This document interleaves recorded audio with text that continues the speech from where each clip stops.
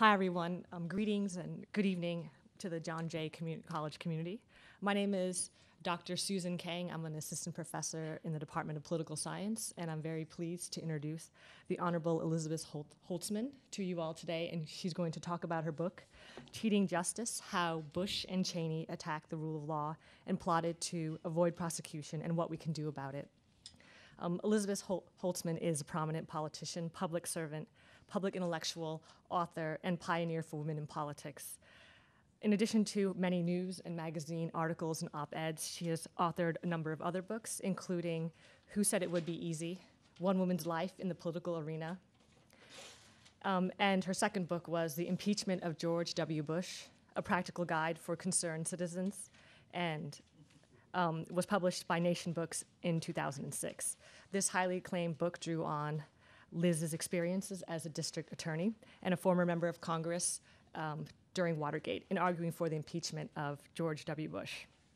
Holtzman first gained national attention when she was elected as a Democratic member to Congress at the age of 31 and served a prominent role in the House Judiciary Committee during the impeachment of President Nixon. She also chaired the Immigration and Refugees Subcommittee. Holtzman served in Congress for 8 years. She continued to break barriers with her election as the first woman district attorney of Kings County and later as her service as a comptroller of New York City. In addition to her service in elective office, Liz has continued to pursue justice in her participation in other capacities. President Bill Clinton appointed Holtzman to the Nazi and Japanese Imperial War Criminals Records Interagency Working Group, which is overseeing the declassification of U.S. government secret Nazi war crime files. Elizabeth Holtzman is currently the co-chair of the Government Relations Practice Committee at Herrick Feinstein's LLP, concentrating her practice in government relations at the federal, state, and local levels in litigation. Thank you, Elizabeth, again, for coming to John Jay College and sharing your book with our community. This event is being televised by C-SPAN, so during the question and answer period, if folks could please come to the microphone in the middle, we'd love to hear your questions, and there will also be a reception after the event. Thank you.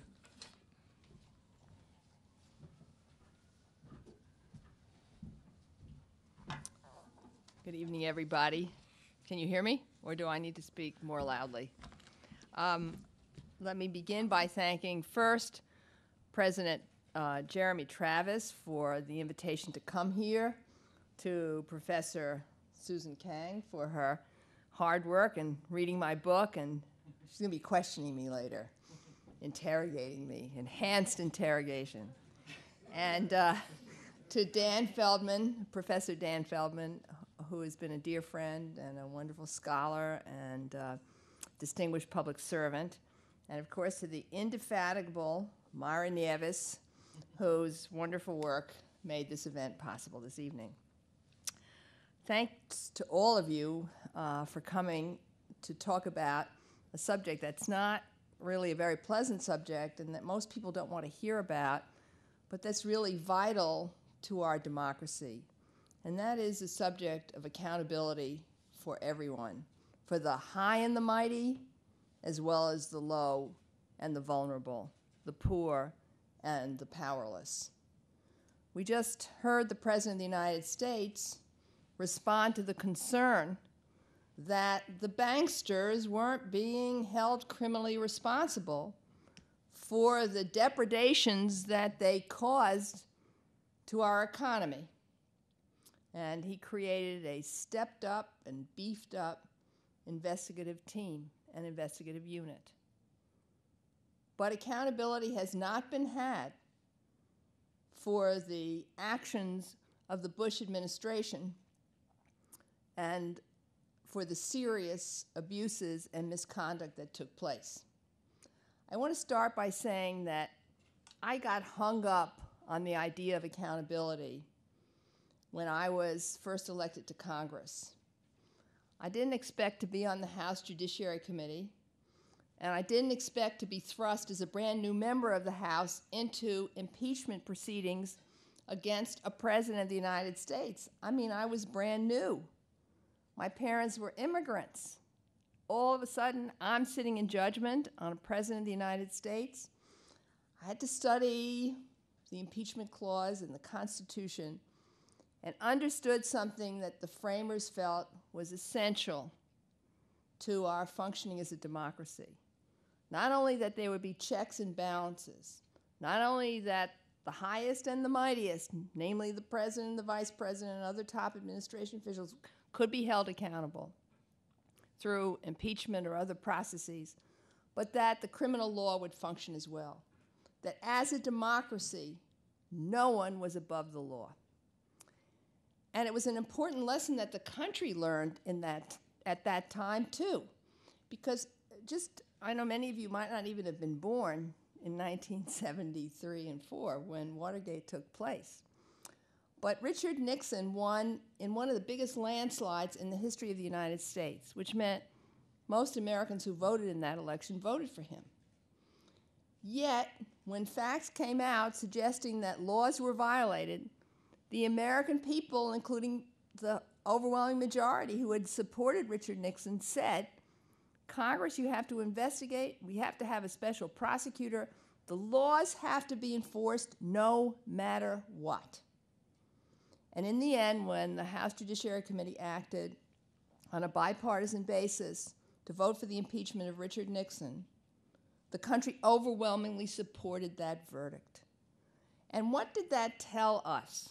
That more important than any political party, and more important than any president of the United States, and more important than any single person, and more important than any ideology, was the bedrock principle of the rule of law and the preservation of our Constitution. And Americans united on that theme, regardless of how they had voted just about a year and a half before that. We're not talking about ancient history in that vote. People put behind them their own partisan views and said what is good for the country, and the rule of law and one standard of law was critical. So I said, gee, that's a really important principle, and I believed in it too. And then we got the Bush years. The accountability principles pretty much worked. I won't say they were perfect. Hardly. Government doesn't operate in a perfect world, and it itself is rarely perfect. But then we got to the Bush years, and things changed. And so I and my co-author, Cynthia Cooper, wrote a book about impeachment. I was an expert on it. That's a very niche area of expertise in this country. About 10 of us still have had the experience of dealing with the terms of the Constitution and the impeachment proceeding that worked, the Nixon impeachment proceeding. But we saw, and we wrote a book, and we saw, however, that there was no accountability through the impeachment process. And so then we said, well, let's look at what else can be done, because we knew the framers of the Constitution understood, and it's clear in the debates about the Constitution that once a president leaves office, he, someday maybe a she, can be prosecuted. There was nothing in the framers' debates that said, oh, you've been president? Free. You get a forever free from jail card. Nonsense. The framers understood that presidents could do very bad things. I mean, they were human. They created checks and balances, and because they understood presidents could do bad things, they also understood Congress could do bad things. They were not idealistic about people. They were very practical, and they were very pragmatic. So we said, okay, let's do this book about what kind of accountability can exist.